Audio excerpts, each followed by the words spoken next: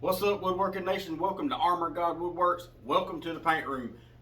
So if you saw my primer video, these are the same parts that we did in the primer video, and we're putting the final coat on these. This is Sherwin-Williams color number 9138. It's called Stardew. It's a really pretty color.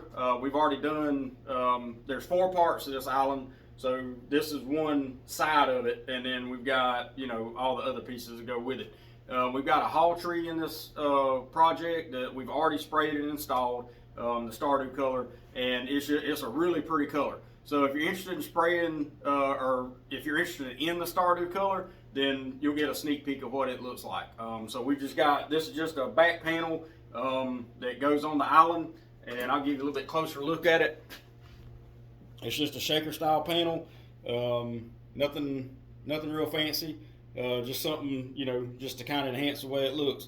You can see on my back wall, sprayed up there, make it or break it, because this is the room where you make it or break it. It doesn't matter how good you can build, it doesn't matter how good you can install. This right here is what makes your cabinet separate from everybody else's.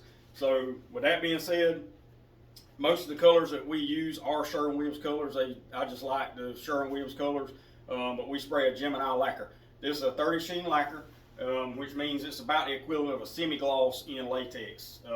We do go up to a 50 sheen, and we can go up higher than that, but typically the 30 sheen just seems to, it gives you all the shine that you want without making the wood look like it's plasticky or something. Any sheen above that, it starts kind of looking fake to me, and so I like to stick with 30 sheen, and to me it seems like it's, it kind of holds up a little bit better to the heat, because the more sheen that you've got, the more it tends to clog the nozzle up on the end of the gun. So the 30 sheen doesn't really do that, and so there you go. That's one of the other reasons why we use it. It's starting to get hot down here in the paint room in South Georgia. It's it's almost June, so we're going to start feeling some heat here before too long. So we're trying to get all this stuff done before it gets too hot.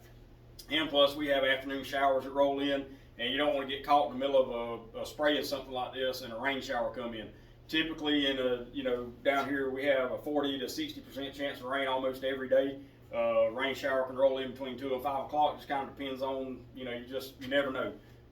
So we have to keep a close watch on the weather, especially after lunch. And right now we're clear. Humidity's kind of low, and so we got a good day to spray. So let's go ahead and get this Stardew on here, and I'll let you see what it looks like. Sit tight.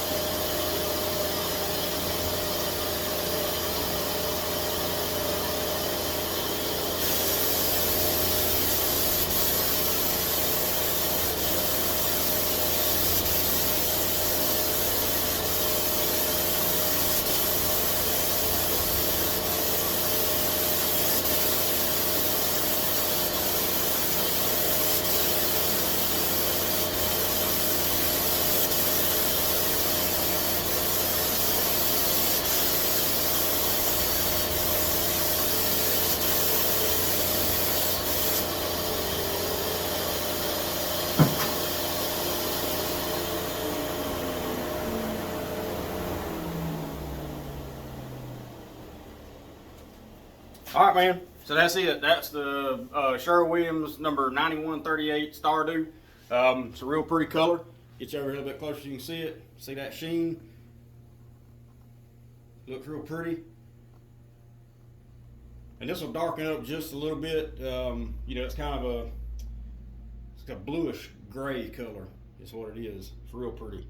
And you can see over there I got my Fuji Q4 Platinums over there hauling the mail for me. So, you know, if you're looking for a good sprayer, the Fuji Q4 Platinum is a really good one.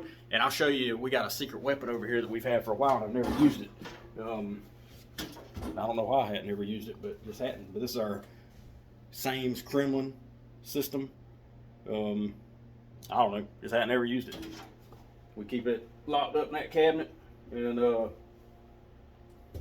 get it out one day though and spray with it. But anyways, just wanted you to see that Stardew color. Try to bring you in the paint room whenever we're doing something neat. Real pretty color, but that'll just give you a sneak peek at what the Stardew looks like.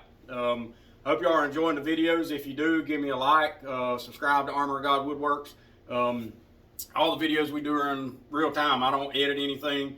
What you see happens is what happens. It's the life of a woodworker, and I don't want you to get any false impressions about, you know, it doesn't take me as long to do something as it does you. I want you to understand how long it takes to do stuff in real time. I'm not going to speed it up. I'm not going to slow it down. I'm not going to skip anything. But you know, that's just how it is. It took me about 3 minutes to spray that. So you know, the spray part of it goes pretty quick. You need to make sure, like with this finish paint, the viscosity is a lot different in the finish paint than it is in the primer. So I don't have to cut it as much. I'll have to cut it a little bit, like a gallon of paint. I'll probably put maybe a little bit more than a pint of lacquer thinner in it. Usually what I do is I try to pour out a quart out of the gallon, get that paint out of there, put it somewhere, and then put about a little over a pint of lacquer thinner inside the paint can, shake it up real good, you know, flip it upside down, do all kind of whatever you can do, make sure that lacquer thinner gets mixed in there very well. And you want to make sure also that your color and your pigment and everything gets mixed up like it's supposed to. If you open the can up and the pigment has separated, you need to shake it some more. Don't ever pour your paint up if the pigment is not completely mixed up in there, because it'll screw you up big time. You don't want that to happen. I don't want it to happen to you. So I'm just trying to give you tips and stuff that'll help you in the paint room from, you know, making huge mistakes. So with the finished paint, I don't have to cut that as much. A primer, I usually cut it, like if I got a 5-gallon bucket, I usually get 2 gallons out of it and put 2 gallons of lacquer thinner in it. And that's just about the right mixture. And you know, sometimes we have to vary it a little bit just because if it comes from the factory mixed up different, we just have to kind of judge it. You can hear it sloshing around in the can. You can kind of tell if it's the right mixture or not. You know, once you get it to where you know what it's supposed to sound like, then you don't have to worry about what it looks like. You know that it's mixed up right in that can. So anyways, make sure you cut your paint like you're supposed to. So it's laying down nice and flat. If you get an orange peel texture, you're too thick. You need to thin it down some.